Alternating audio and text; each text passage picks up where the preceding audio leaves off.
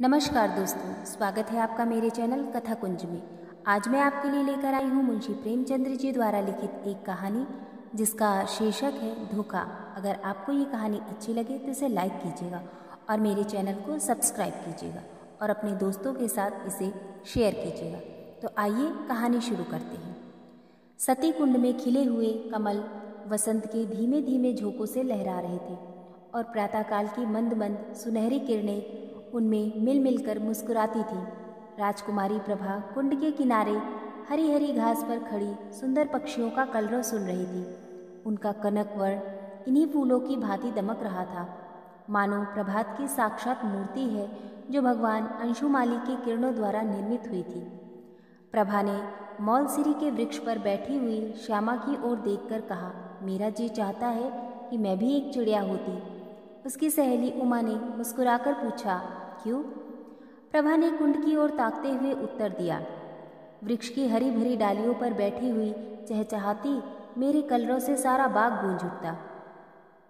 उमा ने छेड़कर कहा, नौगढ़ की रानी ऐसे कितनी ही पक्षियों का गाना जब चाहे सुन सकती है। प्रभा ने संकुचित होकर कहा, मुझे नौगढ़ की रानी बनने की अभिलाषा नहीं है। मेरे लिए किसी नदी का सुनसान किनारा चाहिए, एक वीणा और ऐसे ही सुंदर सुहावने पक्षियों के संगीत की मधुर ध्वनि। मेरे लिए सारे संसार का ऐश्वर्य इसी में भरा है। प्रभा का संगीत पर बहुत अधिक प्रेम था। वह बहुधा ऐसे ही सुख स्वप्न देखा करती थी। उमा उत्तर देना ही चाहती थी कि इतने में बाहर से किसी के गाने की आवाज़ आई। कर गए थोड़े दिन की प्रीति।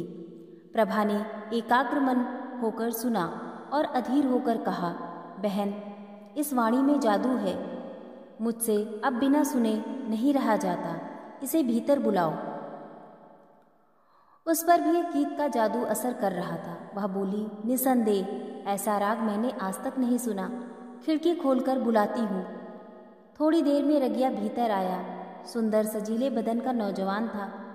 नंगे पैर, नंगे सिर, कंधे पर एक मृगचर्म, शरीर पर एक गेरुआ वस्त्र, हाथों में एक सितार, मुख पर तेज छिटक रहा था।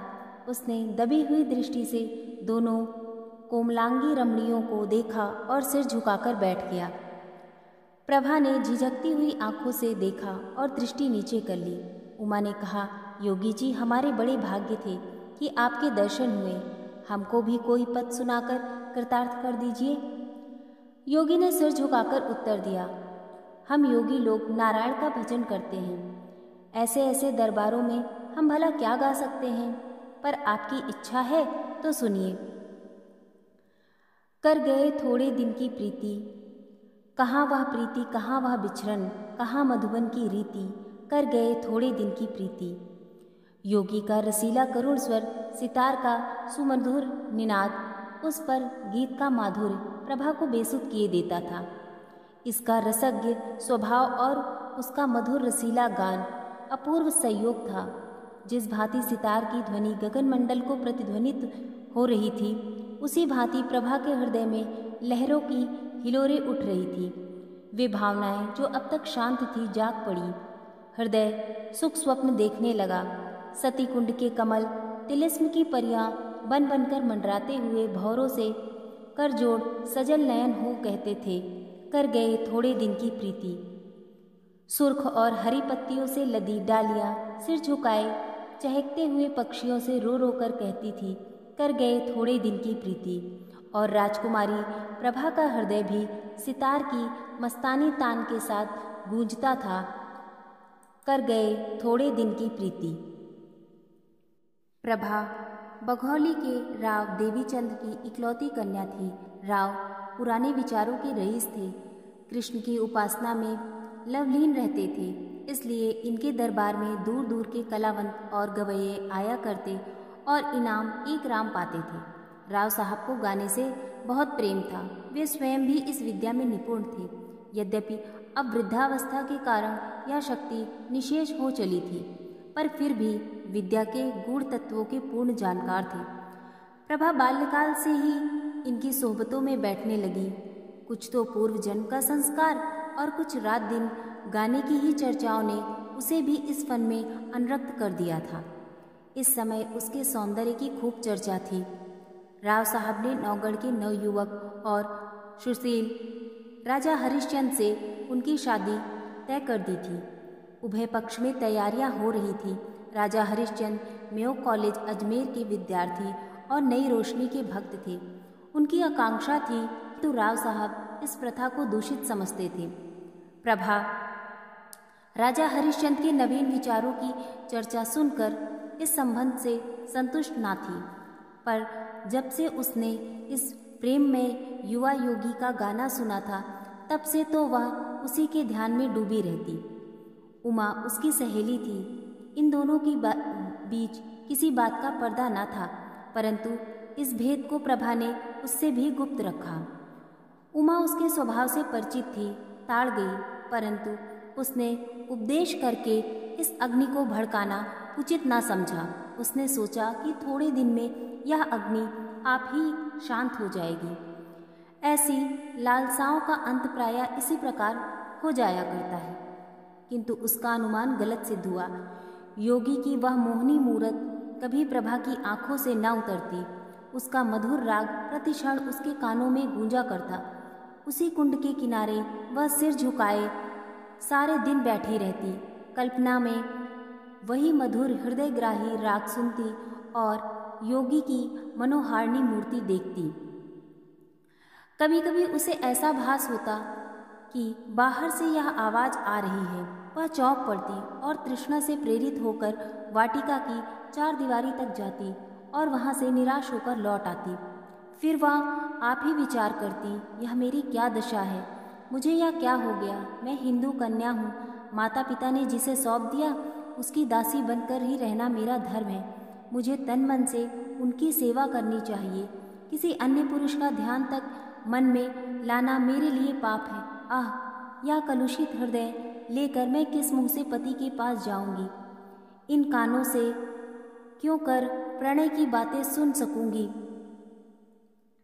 जो मेरे लिए व्यंग से भी अधिक कटु होंगी। इन पापी नेत्रों से वह प्यारी प्यारी चितवन कैसे देख सकूंगी जो मेरे लिए वज्र से भी हृदय भेदी होगी।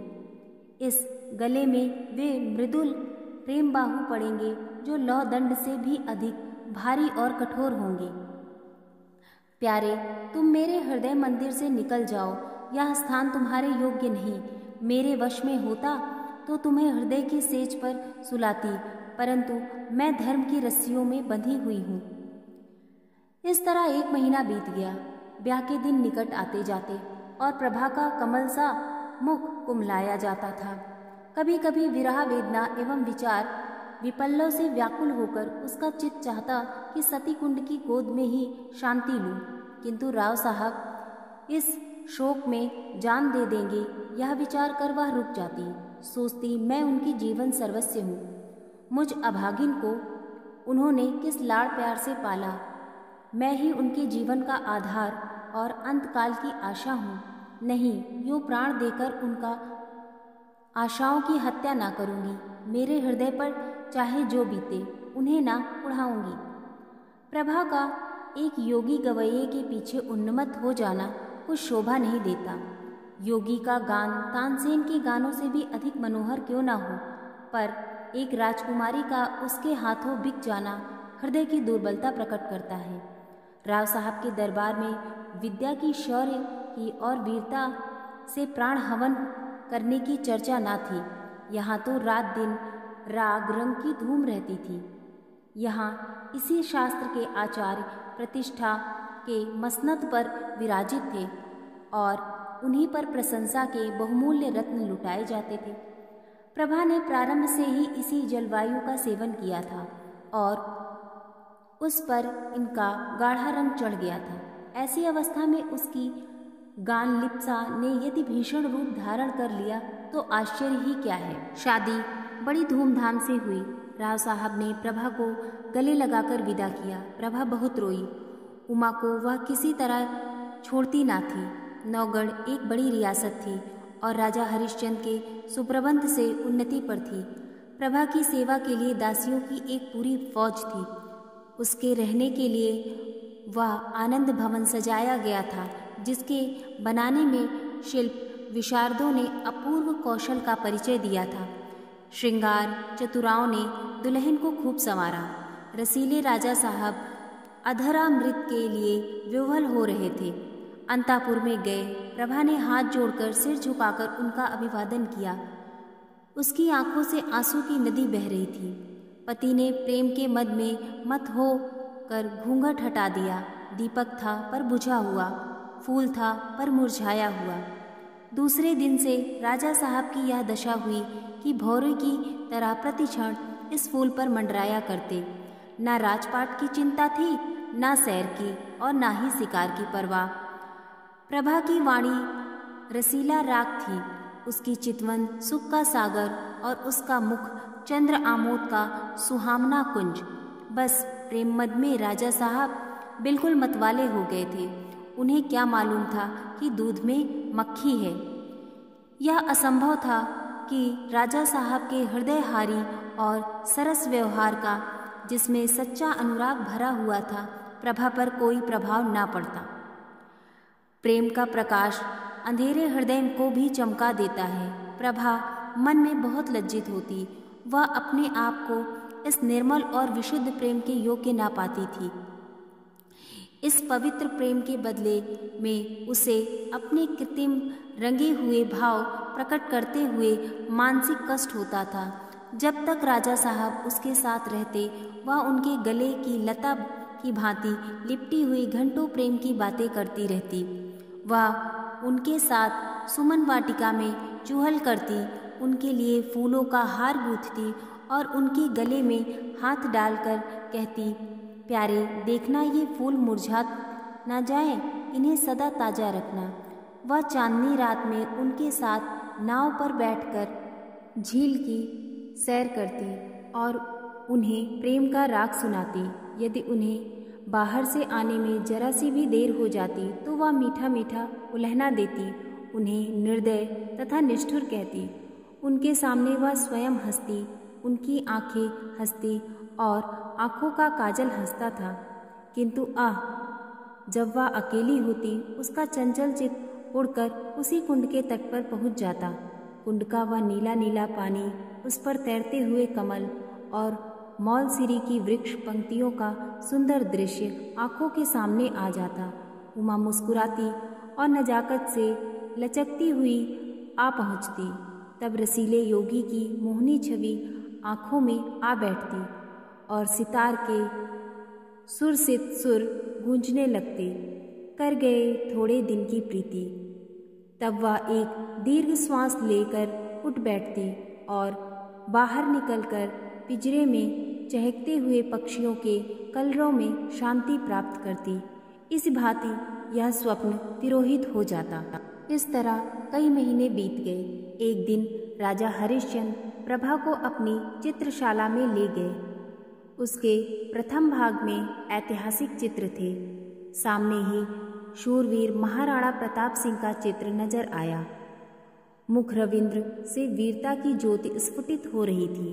तनिक और आगे बढ़कर दाहिनी ओर स्वामी भक्त जगमल, वीरवर सांगा और दिलेर दुर्गादास विराजमान थे। बाईं ओर उदार भीम सिंह बैठे हुए थे। राणा प्रताप के सम्मुख महाराष्ट्र केसरी वीर शिवाजी का चित्र था। दूसरे भाग में कर्मयोगी कृष्ण और मर्यादा पुरुषोत्तम राम विराजमान थे। चतुर चित्रकारों ने चित्र निर्माण में अपूर्व कौशल दिखाया था। प्रभा ने प्रताप के पाद पद्मों को चूमा और वह कृष्ण के सामने देर तक नेत्रों में प्रेम और श्रद्धा के आंसू भरे मस्तक झुकाए खड़ी रही। उसके हृदय पर इस समय कलुषित प्रेम का भय खटक रहा था। उसे मालूम होता कि यह उन महापुरुषों के चित्र नहीं, उनकी पवित्र आत्माएं हैं। उन्हीं के चरित्र से भारतवर्ष का इतिहास गौरवान्वित है। वे भारत के बहुमूल्य जातीय रत्न, उच्च कोटि के जातीय स्मारक और गगनभेदी जातीय तुमुल ध्वनि हैं। ऐसी उच्च आत्माओं के सामने खड़े होते उसे संकोच होता था। आगे बढ़ी। दूसरे भाग में सामने आया। यहाँ ज्ञानमय बुद्ध योग साधना में बैठे हुए देख पड़े। उनकी दाहिनी ओर शास्त्र शंकर थे और दार्शनिक दयानंद, एक ओर शांति पथगामी कबीर और भक्त रामदास यथा योग्य खड़े थे। एक दीवार पर गुरु गोविंद सिंह अपने देश और जाति पर बलि चढ़ाने वाले दोनों बच्चों के साथ विराजमान थे। दूसरी दीवार पर वेदांत की ज्योति फैलाने वाले स्वामी रामतीर्थ और विवेकानंद विराजमान थे। चित्रकारों की योग्यता एक एक अव्यय से टपकती थी। प्रभा ने इनके चरणों पर मस्तक टेका। वह उनके सामने सिर ना उठा सकी। उसे अनुभव होता था कि उनकी दिव्य आंखें उसके दूषित हृदय में चुभी जाती हैं। इसके बाद तीसरा भाग आया। यह प्रतिभाशाली कवियों की सभा थी।